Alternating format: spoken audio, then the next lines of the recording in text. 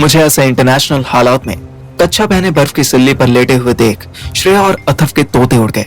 श्रेया अथर्व को देखकर रघुबीर के भी तोते उड़ गए। ये सारे तोते उड़ते उड़ते पता नहीं कहाँ निकल गए, पर मेरा कच्छा जो बर्फ में चिपक गया था वो बहुत खींचने के बाद भी नहीं निकला। What the hell? अरे सुहानी कहाँ गई? जिनके दोस्त हो अथर्व जैसे, उनको रघुबीर जैसे दुश्मनों की क्या जरूरत। साला सुहानी को मिस कर रहा था, ये नहीं कि मुझे बचाए। फाइनली रघुबीर की नर्व्स और ब्रेथ काबू में आई तो वो चिल्लाया, अरे ओए, अंदर कैसे घुसे आ रहे? Out out. क्या आउट? अच्छा बहनचोद, आउट तो ऐसे कह रहा है जैसे कोई अंपायर हो। रुक, तेरी अभी विकेट बजाता हूँ मैं। अथर्व ने जिंदगी में पहली बार दिमाग का इस्तेमाल किया और पूरे सीन की वीडियो बनाने लगा। मैंने अपना मुंह छुपा लिया, भला ऐसी नंगी पुंगी सिचुएशन में मैं अपना एमएमएस वायरल क्यों करवाता। ओए, मुंह क्या छुपा रहा है? इधर देख। रघुबीर का हवलदार मोबाइल छीनने को आया तो श्रेया उसके सामने आ गई। I dare you to touch me. मेरे फादर को जानते हो ना? He is South Texas MLA. हवलदार रुक गया। रघुबीर ने 2 मिनट तक उससे घूरा, फिर एक्सप्रेशंस चेंज करते हुए जबरदस्ती स्माइल करने लगा। बिटिया तो ज्यादा ही सीरियस हो गई। उड़ जा भाई उड़ जा। महेंद्र, वहाँ खड़ा क्या मुंह ताक रहा है? पार्थिव भैया के हाथ खोल। महेंद्र मुझे खोलने आया। मैं ठंड से कांप रहा था। बिटिया, क्या नाम बताया तुमने अपने पिताजी का? नाम तो मैं अपने फादर को बताऊंगी। आपका रघुबीर मीना नाम है ना आपका? ये आपका jurisdiction भी नहीं है। And I don't think this is an official place for interrogation. You're gonna pay for this. I'm telling you. You're gonna. Shreya गुस्से से कांप रही थी तो अथर्व ने उसे टोका। अरे श्रेयू, पहले तू देख तो ले कि तू जिसे गालियां दे रही है उसे समझ में आ भी रहा है कि नहीं। रघुबीर उल्लू जैसा मुंह बनाकर श्रेया को ताके जा रहा था। कुछ समझ आ रहा है आपको? थोड़ा थोड़ा तो आया है वैसे। ओह गॉड, सुहानी कहाँ है? यू पैसे बगल वाले हॉल में। जा महेंद्र, दीदी को लेकर आ। अथर्व का फोन अभी तक रिकॉर्डिंग मोड में था। रे भैया, शर्मा जी के लड़के, अब इस मोबाइल को जेब में धर ले या पूरी पिक्चर शूट करके ही मानेगा। नहीं नहीं, ऐसे नहीं। पहले ये बताओ कि इसको ऐसे क्यों लिटाया? मैं बताऊं? यो बताएगा। लड़की ने इसके खिलाफ गवाही दी है। यो जबरदस्ती भगा के ले गया, जबरन शादी कर ली। छोरी के बाप ने 50 लाख की ऑफर रखी मेरे सामने। मैं तो सब सच बता रहा हूँ। मन ने 1 रुपया ना लिया, ना ही मन ने इसको अरेस्ट किया। अच्छा, तो क्या इसको इतनी गर्मी लग रही थी कि बर्फ पे ही लिटा दिया है? बोलो।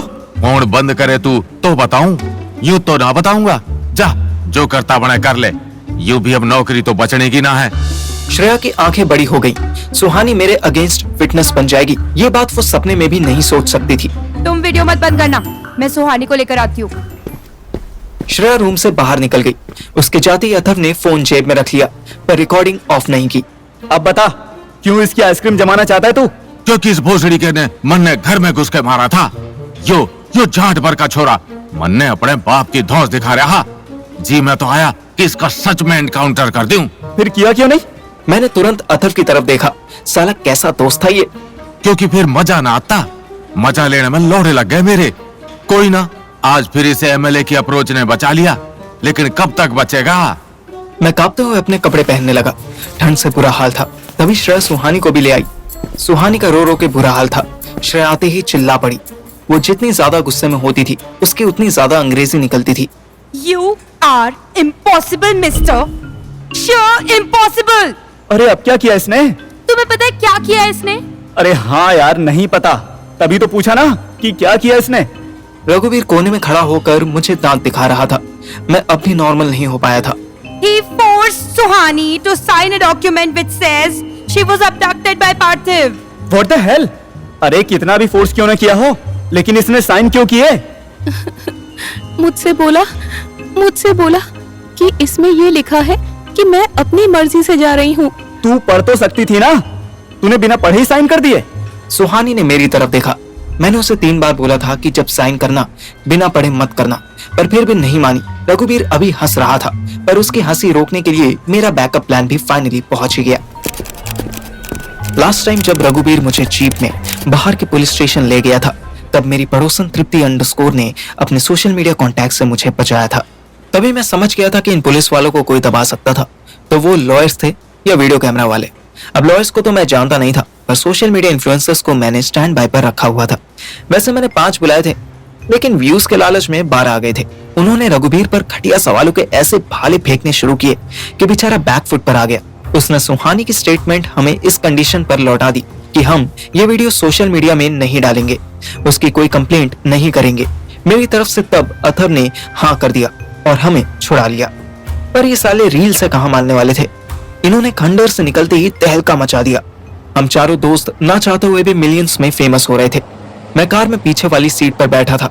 श्रेया और अथर्व फ्रंट सीट की शोभा बढ़ा रहे थे। मुझे अभी भी ठंड लग रही थी। मुझे कांपता देख सुहानी ने मुझे अपनी बाहों में भर लिया। एहे, रहा नहीं जा रहा सुहू। चलो हम ही अपनी आंखें बंद कर लेते हैं। अब तो मैं वाइफ हूँ ना, हक तो कर ही सकती हूँ। You can kiss him too. थोड़ी वार्मथ मिलेगी उसे। सुहानी सच में मुझे किस करने वाली थी। मैंने उसे रोका। अबे क्या हुआ बे? बर्फ की सिल्ली तो नहीं खाली तूने? तू कुछ बोल क्यों नहीं रहा है? मैंने बोलने की कोशिश की पर गले से आवाज ही नहीं निकली। मैंने इशारे से बताया कि गले में दर्द हो रहा है। ओ अच्छा अच्छा अच्छा, समझा समझा। तो तू चिल्ला क्यों रहा था? बर्फ पे शांति से लेट नहीं सकता था? तो लेटा है कभी बर्फ पे। अबे क्या बक रहा है यार तू? थोड़ा सबटाइटल वगैरह ऑन करना। क्या यार, टॉर्चर क्यों कर रहे हो? ये पूछ रहा है कि कभी बर्फ पर लेटे हो? नहीं भाई, मैं क्यों लेटूंगा? मैंने थोड़ी भाग के शादी की है और तेरा ससुर तो फिर भी बिजनेसमैन है। मेरा वाला तो एमएलए है, एमएलए। लाश भी नहीं मिलने देगा वो। Can you please shut up? अभी तक ये डिसाइडेड नहीं है कि इसको लेकर कहाँ जाना है। अब इसमें डिसाइड क्या करना? इसके घर लेके चलते हैं इसको। इसी ने तो बोला था। इसके घर में इसका वेलकम होगा। Are you sure? अरे आई एम डैम श्योर कि राज आंटी इसको अच्छे से धोएंगी। और अगर इसका बाप ठीक होता ना तो वो इसको गेट पे ही बांध के मारता। बट फॉर्चुनेटली अंकल को कैंसर है। Ew, Atharv, you're so mean. But actually it is good for us. तो पहले इसको इसके घर ले चलते हैं और फिर वहां से आशीर्वाद लेकर या गाली खाकर इसको मेरे घर ले आएंगे। सुहानी इधर उधर बगुले की तरह देख रही थी। तेरे पापा कुछ नहीं कहेंगे? नहीं नहीं, वो कुछ नहीं कहेंगे। एक्चुअली मेरे बाप और पार्थिव का पुराना याराना है। He loves him more than me in both ways. I mean मुझसे ज्यादा इससे प्यार करते हैं और मुझसे ज्यादा इससे ही प्यार करते हैं। समझी तू? नहीं, मुझे समझना भी नहीं।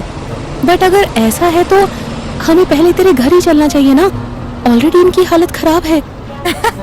इनकी? Say it again. Say it again. इनकी? सुना अथर्व? इनकी?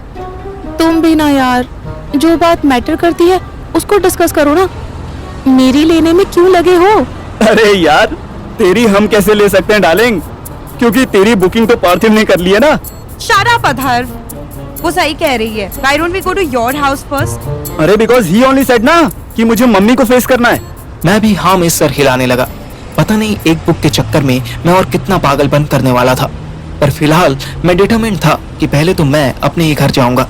मम्मी को मेरी शादी की बात किसी और से नहीं बल्कि मुझसे मिलेगी। इधर हम मेरे घर पहुंचने वाले थे और उधर कबीर हवा से बातें करता हुआ दिल्ली खुसते ही सबसे पहले राम मंदिर गया था। वहां पहुंचते ही 10 मिनट की इंक्वायरी में उसे बस इतना ही समझ आया था कि पार्थिव नाम के लड़की की शादी जिस लड़के से हुई थी उसके पापा ने यहाँ आकर हंगामा किया और फिर दोनों को पुलिस पकड़ कर ले गई। लेकिन थैंक्स टू मेरी सोशल मीडिया टीम, कबीर जो सोशल मीडिया यूज भी नहीं करता था उसे भी ये न्यूज मिल गई कि एएसआई रघुबीर को सस्पेंड कर दिया गया है। ओह, पार्थिव ने किसी और से शादी की थी। इसका मतलब राधिका झूठी खबर फैलाती है बीसी। यहाँ राधिका को गाली देने के साथ साथ कबीर के दिमाग में एक और भी घटिया प्लान पनपने लगा। जैसे पुरानी फिल्मों में दिखाते थे कि हीरोइन की सुंदरता देखने के बाद सिंघानिया या ठाकुर साहब का लड़का अचानक से बैडमैन बन जाता था, वैसे ही अपनी जिद पूरी करने के लिए कबीर श्रेया से मिलने उसके घर चला गया। पर श्रेया तो कार में बैठी मेरे उतरने का वेट कर रही थी। तू डरना मत।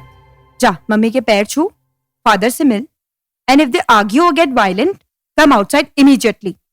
हम यही वेट कर रहे हैं। मैंने बस मुंडी हिला दी। मैंने सुहानी की तरफ देखा।